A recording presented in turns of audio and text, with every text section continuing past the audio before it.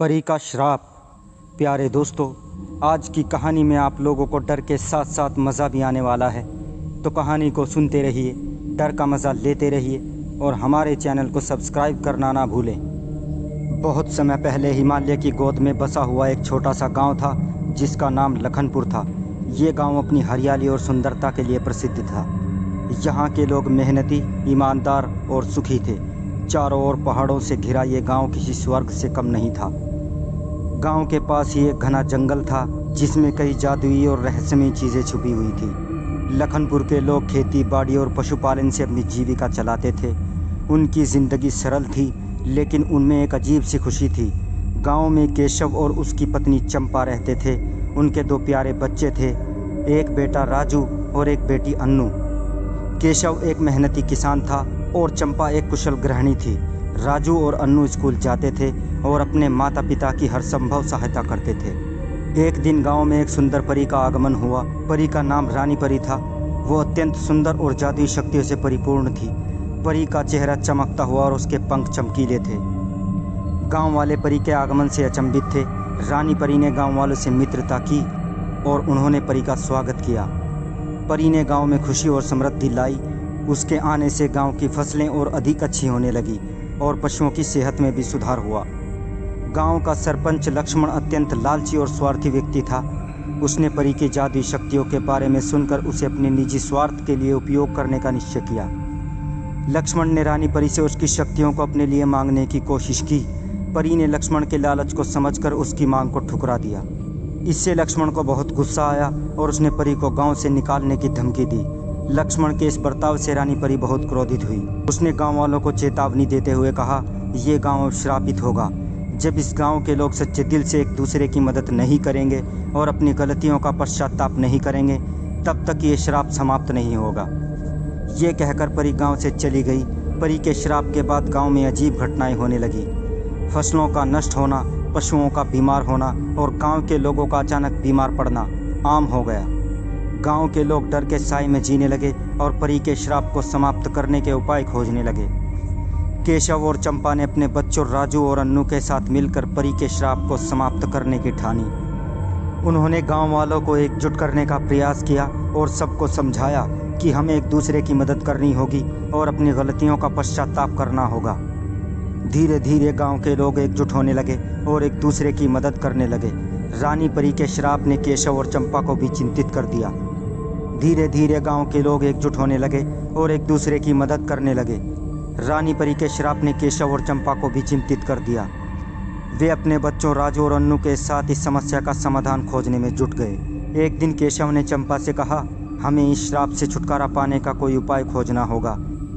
हम अपनी आंखों के सामने गांव को बर्बाद नहीं होते देख सकते। चंपा ने सहमति में सिर हिलाया और बोली, हाँ, हमें मिलकर कुछ करना होगा। केशव और चंपा ने अपने बच्चों के साथ मिलकर रानी परी की खोज में जाने का निश्चय किया। उन्होंने गांव के बुजुर्गों से रानी परी के बारे में और जानकारी प्राप्त की। एक बुजुर्ग ने उन्हें बताया, रानी परी अक्सर गांव के पास वाले जंगल में आती थी। शायद वो अब भी वहीं रहती हो। केशव, चंपा, राजू और अन्नू ने जंगल की यात्रा की तैयारी की। वे आवश्यक सामान लेकर जंगल की ओर निकल पड़े। जंगल में प्रवेश करते ही उन्हें अजीब आवाज़ें सुनाई देने लगी। जंगल घना और रहस्यमयी था। रास्ते में उन्हें कई तरह की मुश्किलें आईं, लेकिन वे हिम्मत नहीं हारे। जंगल में उन्हें कई जादुई घटनाओं का सामना करना पड़ा।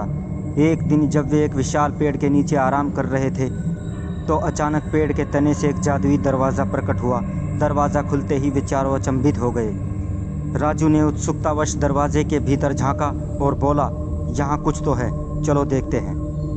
दरवाजे के भीतर घुसते ही वे एक चमकदार गुफा में पहुंच गए। गुफा के अंदर एक सुंदर झरना बह रहा था और चारों ओर चमकते हुए पत्थर थे।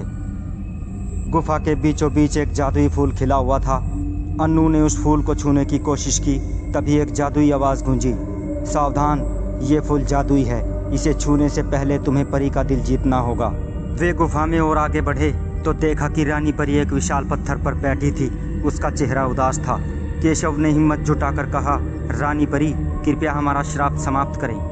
हमारे गांव वाले अपनी गलतियों का पश्चाताप कर चुके हैं। रानी परी ने उसकी ओर देखा और बोली, तुम्हारे गांव वालों ने अपनी गलतियों से सबक सीखा है, लेकिन श्राप तभी समाप्त होगा जब तुम बच्चे दिल से एक दूसरे की मदद करोगे और हमेशा एकजुट रहोगे। रानी परी ने कहा, तुम्हें एक परीक्षा से गुजरना होगा। अगर तुम इसमें सफल होते हो तो मैं अपना श्राप वापस ले लूँगी। केशव, चंपा, राजू और अन्नू ने इस चुनौती को स्वीकार किया। परी ने उन्हें जंगल में 3 जादुई चुनौतियों का सामना करने के लिए कहा। पहली चुनौती में उन्हें एक जादुई दर्पण के सामने खड़ा किया गया। दर्पण ने उनके भीतर की सच्चाई को उजागर कर दिया। केशव और चंपा ने अपने भीतर के डर और गलतियों को स्वीकार किया। राजू और अन्नू ने भी अपनी गलतियों को स्वीकार किया और एक दूसरे से माफ़ी मांगी। दर्पण ने उनके सच्चे दिल को स्वीकार किया और पहली चुनौती पूरी हुई। दूसरी चुनौती में उन्हें एक जादुई पुल पार करना था। पुल टूटने वाला था और उन्हें एक दूसरे की मदद से ही पार करना था। राजू ने अन्नू को अपने कंधों पर बैठाया और केशव और चंपा ने मिलकर पुल को पार करने में मदद की। उनकी एकता और सहयोग ने दूसरी चुनौती को भी सफलतापूर्ण पूरा कर लिया। तीसरी चुनौती में उन्हें एक भयानक राक्षस का सामना करना था। राक्षस जादुई शक्तियों का ज्ञाता था और बहुत ही डरावना था, लेकिन केशव, चंपा, राजू और अन्नू ने मिलकर साहस के साथ उसका सामना किया। उन्होंने राक्षस को हराने के लिए एक दूसरे की मदद ली और अंततः उसे परास्त कर दिया।